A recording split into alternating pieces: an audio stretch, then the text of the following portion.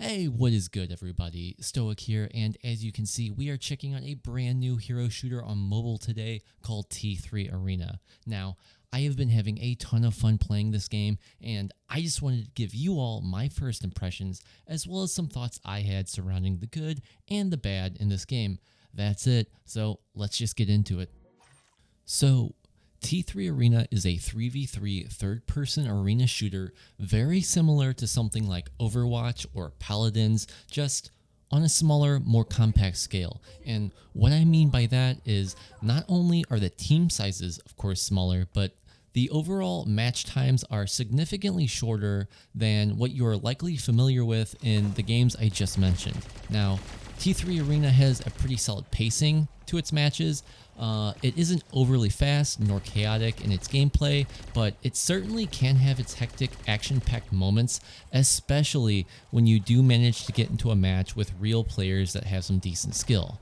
Like many mobile shooters, this game does not offer any first-person gameplay, but what it does offer in third-person is very smooth and seemingly well-polished. You feel very engaged during combat. Gunplay feels very tight, and button and mechanic layouts feel refined and minimal, but not to a point that it comes to a detriment to the gameplay and making it feel overly simplistic and shallow. This game feels like the developers definitely put considerable time into really focusing on core gameplay mechanics, working to not drown heroes in an overabundance of useless abilities and screen clutter. Speaking of heroes, T3 Arena has a total of 18 heroes, 17 of which you can unlock by just playing the game. No need to purchase any sort of premium currency. They are simply achievable through dedicating time spent playing the game, which is awesome. I love that. And then there is one additional hero that must be unlocked by purchasing and completing the premium battle pass. Now, I don't know if that's going to change. This is the first season of the battle pass, so maybe once this season has come to an end and they start season 2, if season 2 has another new hero to unlock, maybe this hero then becomes open to the broader audience to unlock through just time spent playing the game. I'm not sure. We'll just have to wait and see there. But then each hero has their own main weapon, as well as their active ability, and then they additionally have their ultimate that has multiple abilities you can unlock later down the road through leveling, as well as a passive ability that is also unlockable later down the road through leveling and opening up the rumble boxes. Something that I feel like is pretty unique to this game that I appreciate a lot, that they added into the hero selection area, is that regardless of whether you have unlocked a hero or not, you have the option to go into a sort of training area and test out any of these heroes. You can test out their abilities, just how they play, their gameplay style, whether they're long range, close range, sort of a tank or a DPS.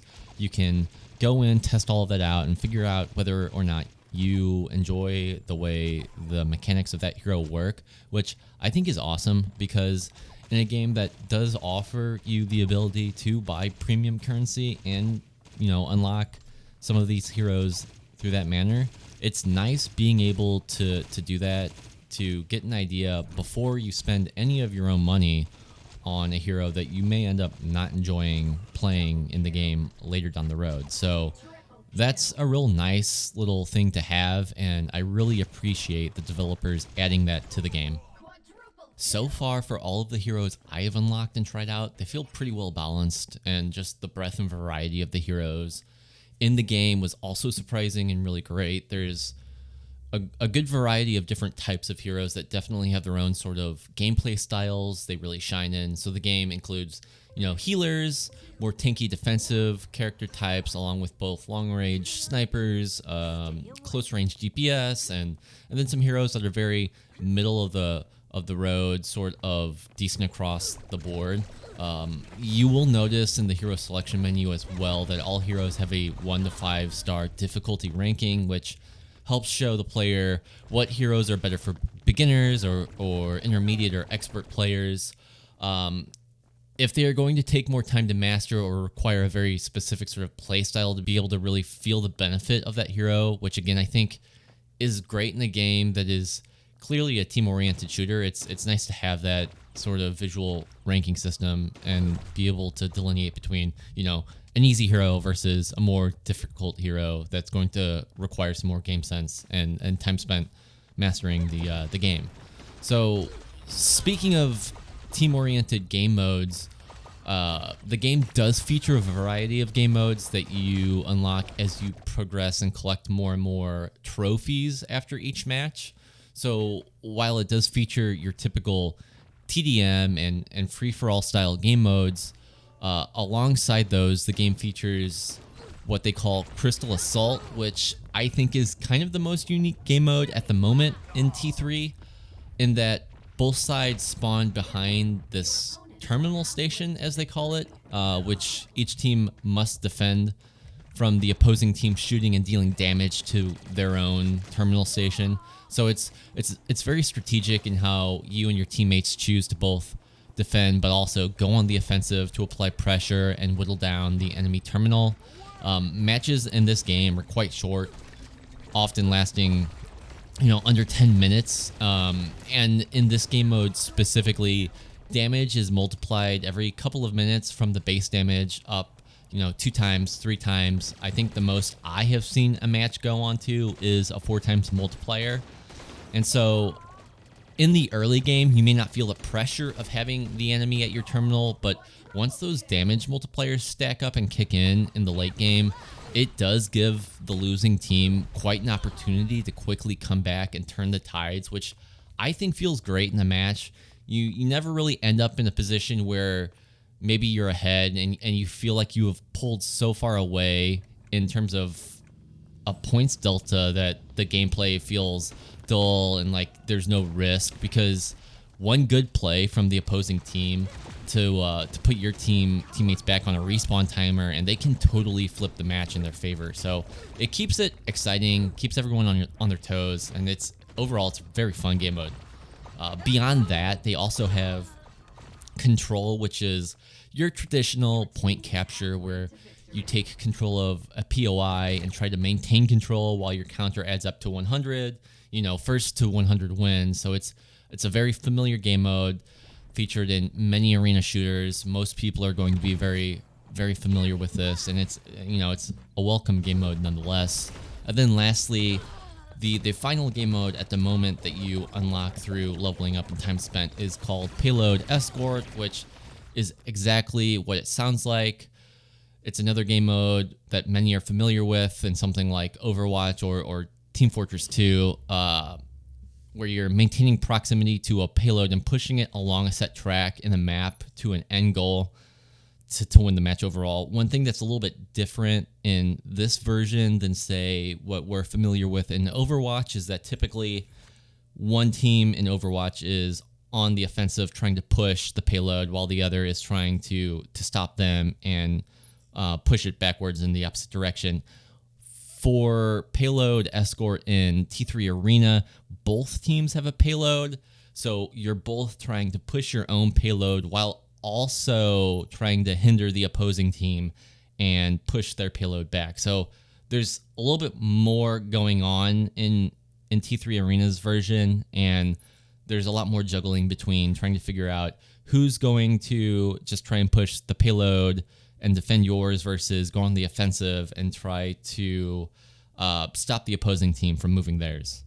And then lastly, beyond these game modes, there is both a training ground where you can practice as well as try out the heroes like I mentioned previously, and then an option to run and create custom games as well, which is awesome. That's another thing that's always nice to have in these games.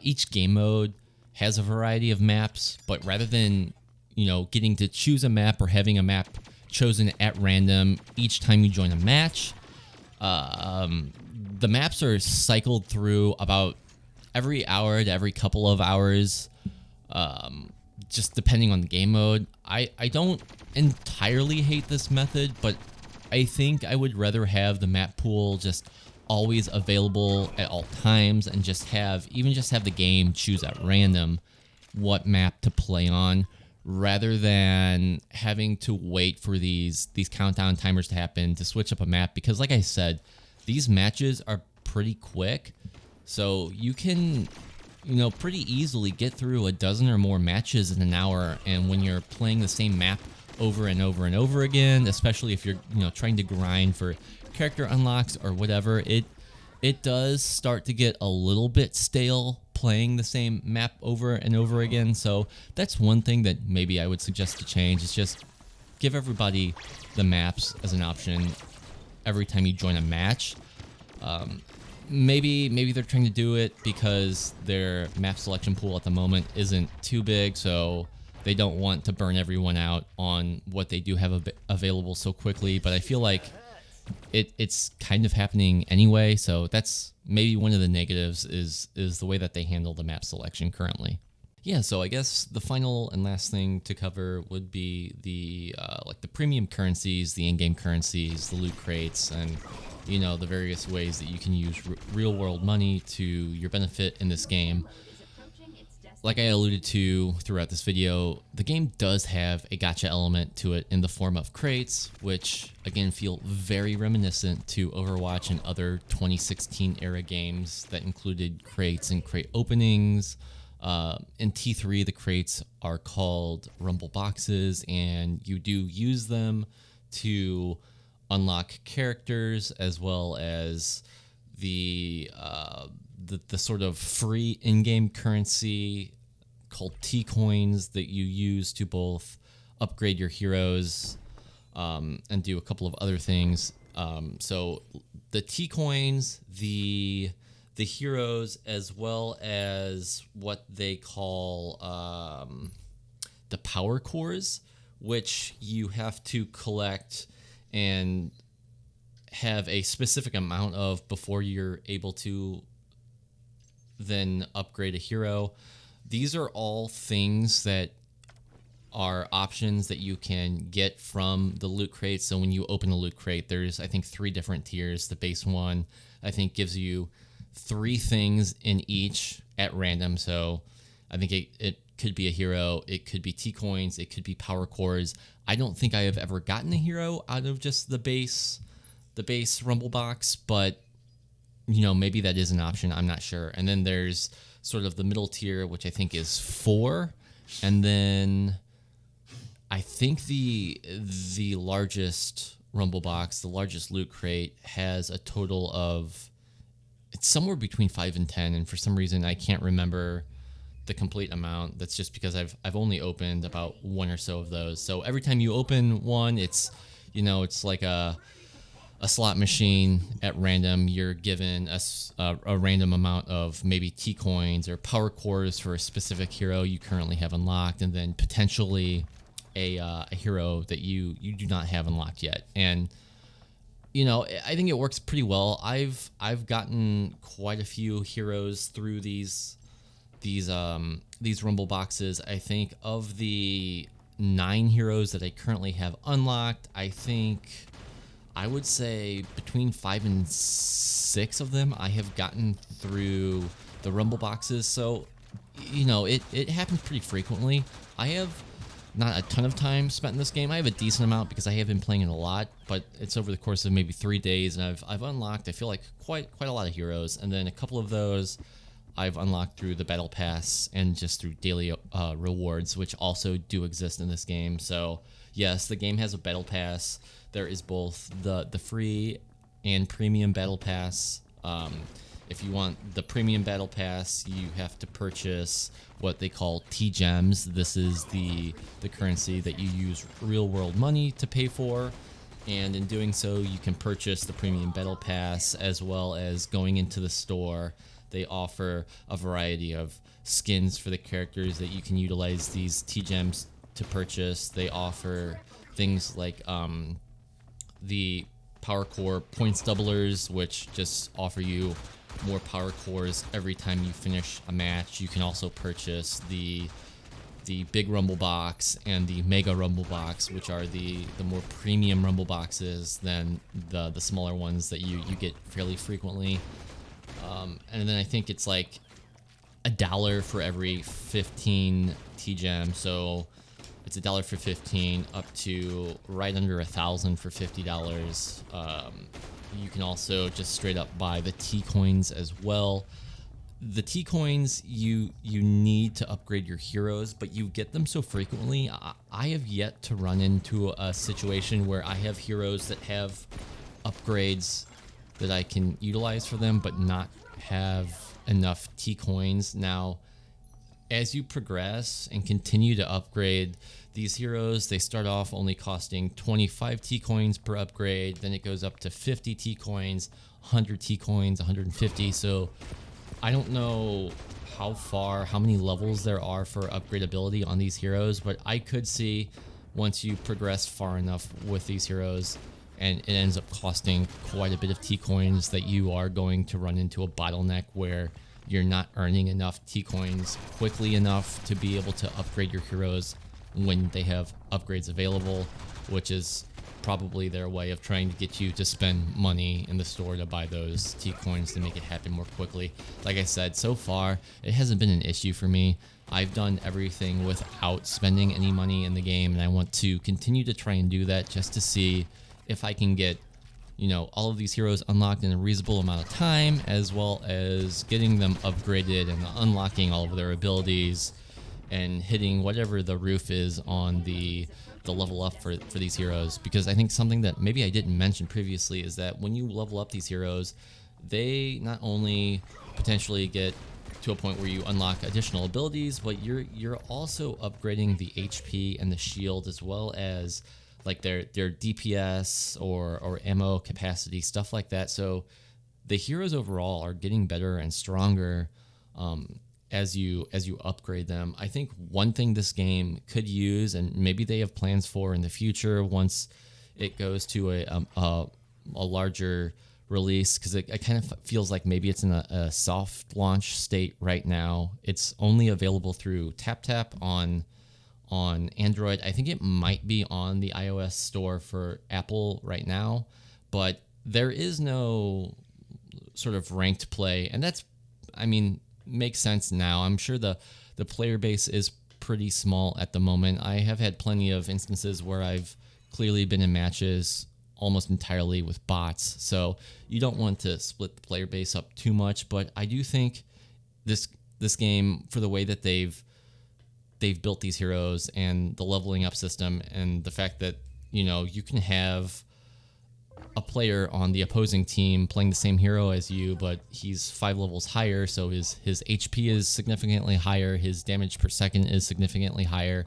I think it would make sense for this game to have some sort of ranked play so that everybody can be on a level playing field in all the matches, but at the moment it hasn't been an issue. I've been playing this pretty casually, and it's a very fun game. I think there's been a lot of attention to detail and care put into this game by the developers. They're also like quite active on social media, as well as posting videos and updates about future content and where they're at with the game on their YouTube. So it really does feel like they care about the game, and they are in it for the long haul and just want to see this thing succeed. So yeah, that's my thoughts on T3 Arena. I think it's a great game. I think everyone should at least check it out. The art style is fantastic, which is something I haven't covered in this game. I think the visuals in T3 Arena, it looks really good for a mobile shooter. It runs fantastic on my device. I've been playing it on a Samsung Galaxy Tab S7 Plus. It runs beautifully. I have no hiccups, no issues with frames. Overall, it's a very solid experience, and I think everybody should check this game out. I hope you guys enjoyed this dive into T3 Arena, my first impressions, what I think of the game, what I dislike. Clearly, overall, I really love the game. Let me know your thoughts. Did you enjoy this video? Have you played T3 Arena? Do you enjoy it? Do you dislike it? You know, what is it that you dislike, or what do you love about the game? I'm really curious to see how many of you are already familiar with this game, how many of you have played this game, and how many of you are just now finding out about this game. So drop a comment below. Let me know your thoughts on this game and this video. And also, guys, of course, don't forget to like, subscribe. I'm going to keep trying to put out more content like this about other games I come across in the future. So that's it, man. I appreciate you all watching the video. Take care.